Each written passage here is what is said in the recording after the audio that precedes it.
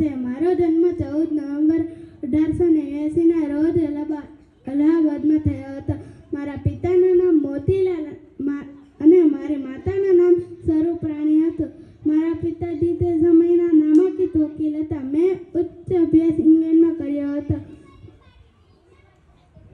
મારા લગ્ન કમલાદેવી સાથે થયા હતા. ગાંધીજીના પરિચયમાં આવ્યા પછી હું દેશની આઝાદી માટે લડતમાં જોડાયો.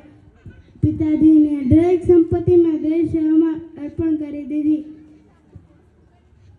અંગ્રેજોએ મને ઘણી બધી વાર જેલમાં પૂર્યો હતો. જેલવાસ દરમિયાન મેં કેટલાક પુસ્તકો પણ લખ્યા હતા. ઈસવીસન 1947માં આપણો દેશ આઝાદ થયો ત્યારે હું ભારતનો પ્રથમ વડાપ્રધાન બન્યો. વડાપ્રધાન તરીકે મેં સફળ કામગીરી બજાવી.